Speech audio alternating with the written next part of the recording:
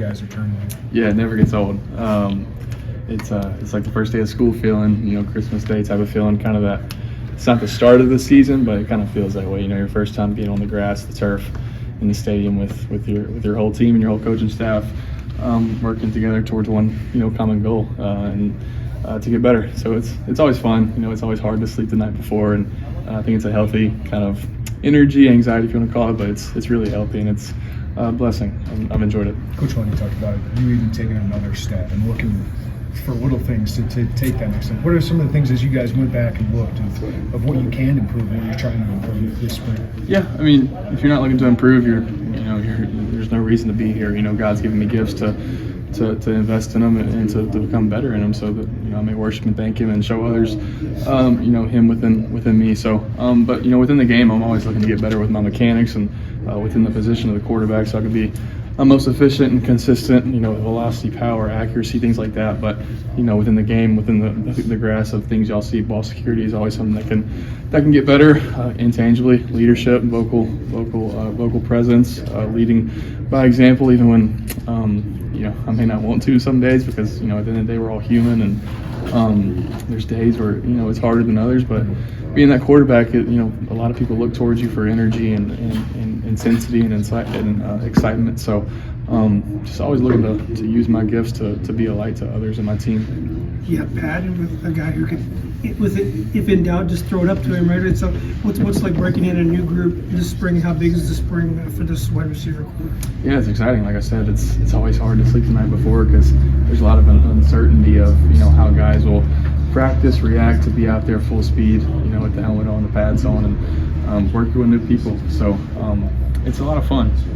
Pat and Zachary were two really, really great receivers and pass catchers, route runners, and everything under the sun. So it's exciting to work with not only those new guys, but Malik and Kapka, to see them grow, their confidence shift from good to great, and it's really exciting. Only been out there one day, but to see the growth of those two, and obviously our slot receivers, Hank and Colin, are just going to continue to make incredible strides. There's no doubt, but to see Hudson and Justin and Braden, to see their God-given abilities, the uniqueness that they bring, Jabo the size, Hudson the savviness, the understanding of the game, and Trimble the speed. I think that could really affect defenses in a really, really big way and help our team out.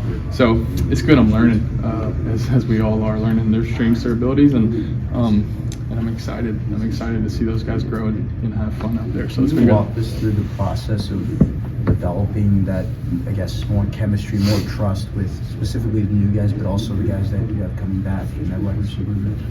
Yeah, I mean, you're always working hard to kind of get on the same page at the end of the day with each individual receiver. Malik sees the game differently than Alex and Colin, than Justin Bowick, than Hudson and Trump. Like, they all see the game differently and all have their strengths and abilities within kind of their vision and perspective of the game, and how they see kind of different coverages, things like that. So it's a really strenuous process that people don't really understand. So working on it every single day, understanding where they like to catch the ball, or what coverage that they're really good at defeating. So it's a work in progress, and I'm learning their strengths and abilities as well. They're learning mine. So it just takes reps, it takes practice, like anything. So we've only been out there for one day. We've been working, kind of on our own, throwing and catching, but being out there against a real live defense, full speed, playing real football is. It takes reps and practice, and that's why we're out there. Coach Bielema, he's had a lot of praise for Braden Trimble. Have you had a lot of interactions with him, and what have you seen from that freshman wideout?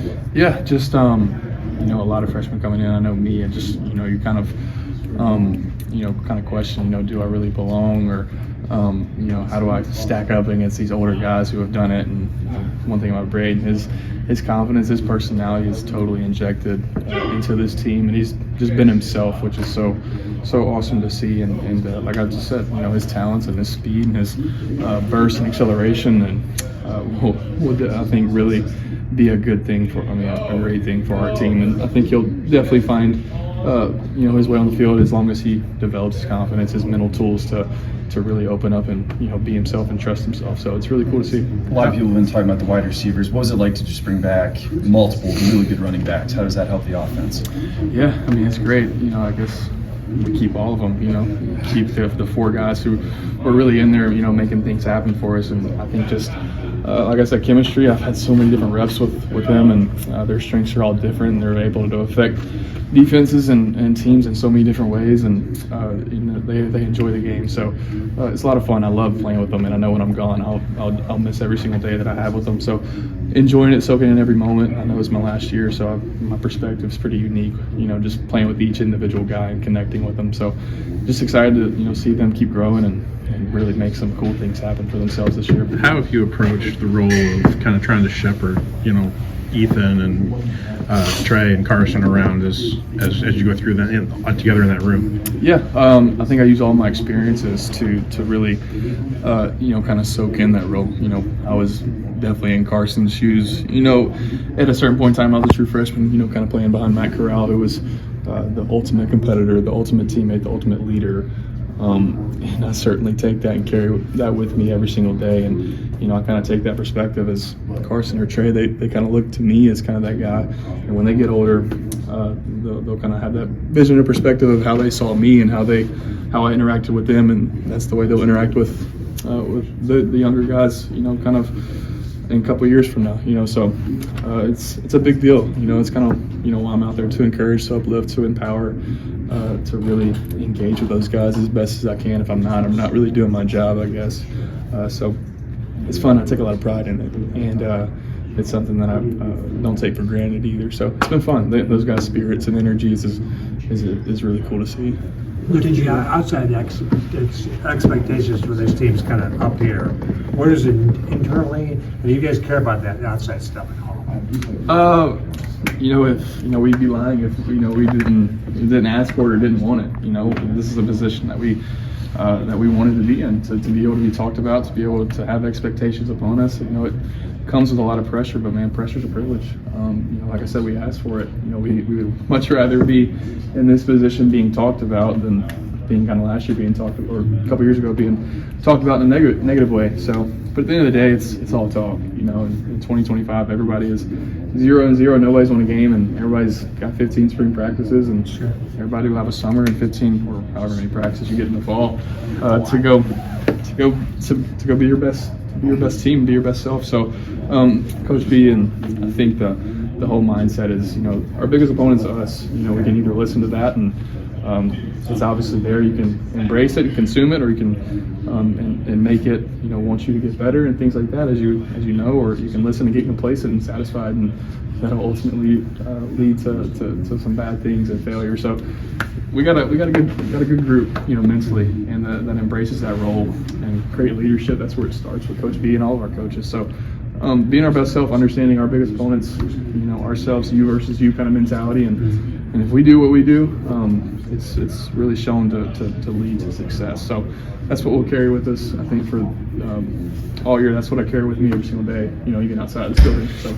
Luke, you talked about your voice and being more vocal even more than you were last year. What did you learn last year about, how did you grow your voice, and how did your voice become there? Yeah, I guess just self-confidence. I'm very comfortable in my own skin. I think what you learn, if you force it, it's not really the most healthy or most authentic, and people can really point that out. So, out there on a game day or a practice week or first day of spring practice, you kind of just go out there and be natural, and I have such a passion and love for the game, and what I do, it naturally comes out of me. When I see a great play, I get super excited for my team, and that leads to me being vocal around the guy and encouraging. And if somebody's bringing low effort or something like that, I'm not afraid to really vocally bring that presence, because I care. I care about my teammates' future and care about our team and the direction that we're going. So it just happens naturally for your love, your care, your work that you put into it. It just comes out. And so I'd be holding back if I wouldn't being myself. So I'm just out there being myself, and just leads to spiritual and mental identity and really submitting that, and so comfortable in my own skin. I really am, and very passionate about the game, so it naturally comes out. Throwing to Pat and Zakaria tomorrow? What's that experience going to be like for you? So cool. You know, you grow up watching or football guys do. You know, not many fans or really know about it, but quarterbacks and certainly a lot of every single player wants to be a part of a pro day one day and to be in front of NFL scouts. You know, if you're there, you've probably done some good things. So to be able to be there, in a different position, kind of just being a part of it and trying to make my teammates look good is something that's so cool. So, I even asked to be a part of that because I want to be around Pat, Zakaria, and Carson Goda for, I guess, one last time, kind of out there in that indoor and organized setting. So just really thankful for the opportunity, and I don't take it for granted. I really don't, and I'm going to miss throwing to those guys for sure. So might as well get one last time with them. So with such a big group of players coming back and a lot of production coming back, is the vibe? This is an opportunity to continue what we started, or is this is a whole new team and we got to prove ourselves all over again?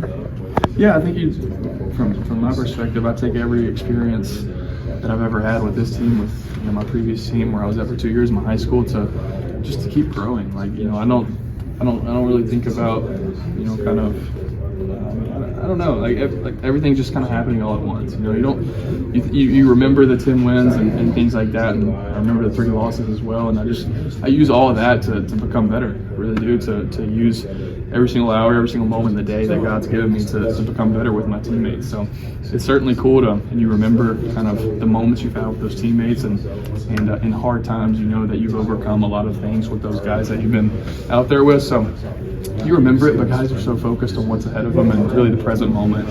But you remember the past, you really do, because there are great moments, there's some hard moments that you can learn from. So knowing that you've got the guys that you've done it with is super comforting. It really is. How have you gone about avoiding complacency? I imagine you're sitting in a meeting room. This is the 300th time I've heard Barry say this already, and it's just it can get frustrating. It's very true. I think individually it's all different for every single body, because complacency is a mental and spiritual kind of deal that you kind of got to work through yourself. But like I said, like I've always said, you got a great leader and a communicator and a guy who's passionate and has a lot of love for his team and his teammates, and he drills that into us. I mean, yesterday he was talking, like I just said, it's a you versus you mentality. It's Illinois versus Illinois every single day, and if we do our job, then we'll have some success, because that's been the case last year. So you got to work through it yourself. You got to rep it, you got to practice it, you got to kind of speak it to yourself. It doesn't just happen. So you got a lot of good leaders and communicators, guys who love each other in there, and it's a culture. It really is a culture thing, and it's a really, really healthy one here. So that just starts from top to bottom and internally yourself. So it's a mentality. It is, and you got to train it. You really do. So, but got a lot of good people around me to help me. So. Do you feel